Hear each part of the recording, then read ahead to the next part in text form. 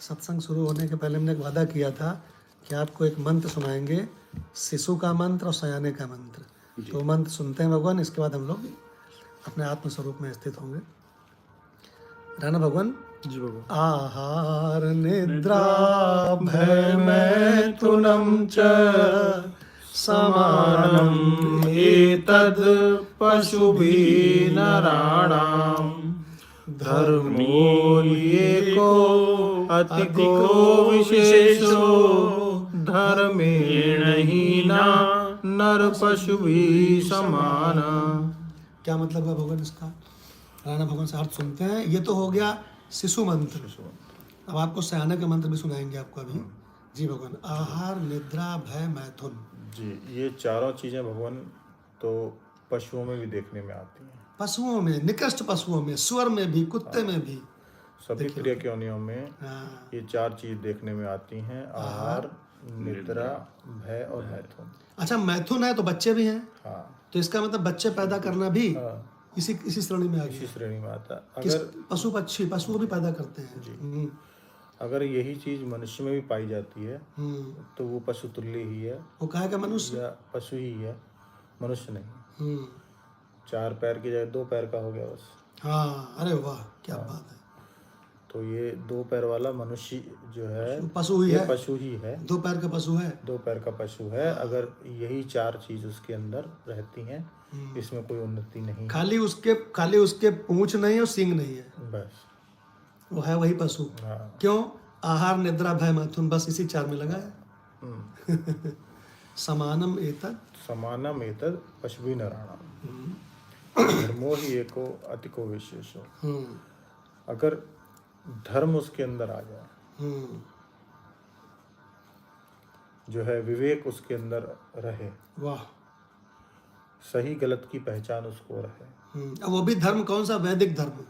हाँ, धर्म की जब बात कहेंगे मनमानी तो कल्पना का शास्त्रों नहीं, की बात कहेंगे, सकाम नहीं। हाँ, जो हमारा वैदिक धर्म है, यहाँ पे हम किसी जो है क्या नाम है संप्रदाय विशेष कुछ गाइडलाइंस की बात नहीं कर रहे, अपना शास्त्रोक्त जो गाइडलाइन है उसकी बात कर रहे हैं।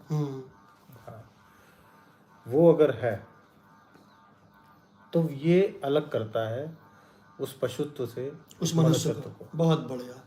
धर्मेण हीना नर पशु भी। अगर कोई धर्म से रहित है तो पशु है। ये मंत्र है ना? बिल्कुल होगा। इसको कहते हैं शिशु मंत्र। इसमें भगवान स्वामी निरंजन देव ने भी इसको एक्सप्लेन किया और उन्होंने बड़ा सुंदर कर दिया इस मंत्र को। भगवान धर्म की जगह उन्होंने उसमें ज्ञान लगा दिया। यही सयाने का मंत्र है।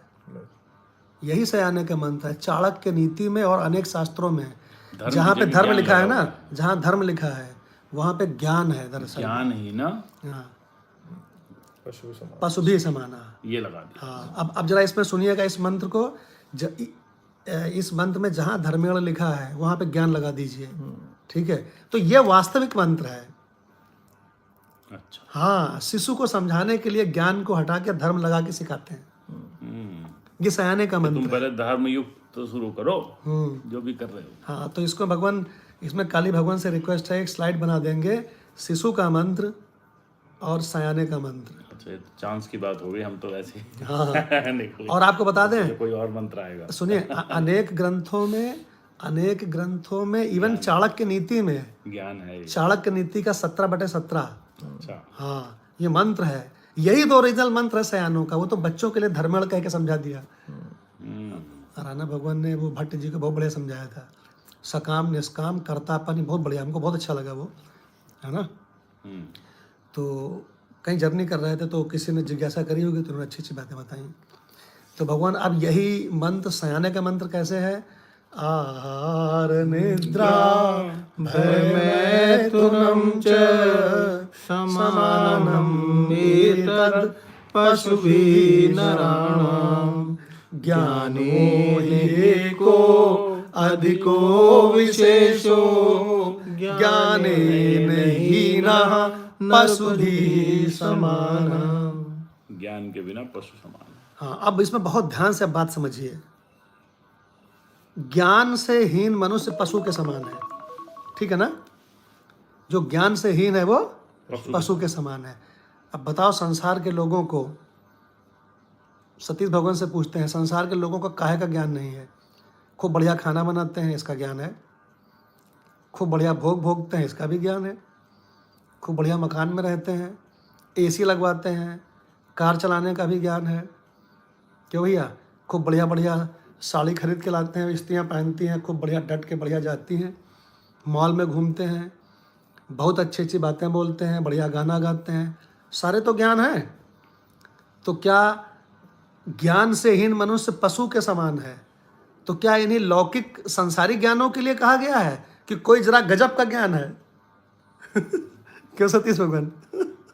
भगवान, ये तो तुच्छ भोग हैं जो कुछ टाइम के लिए कर लेते हैं। इन भोगों में कुछ रखा ही नहीं है भगवान। हाँ, और जो ज्ञान की बात है। ज्ञान को जिसने पा लिया, उससे अच्छा तो उसका कोई पहनावा ही नहीं है, उससे अच्छा तो उसका कोई खाना ही नहीं है, उससे अच्छा तो उसका कोई पीना ही नहीं है। गजब व्याख्या करी है। गजब।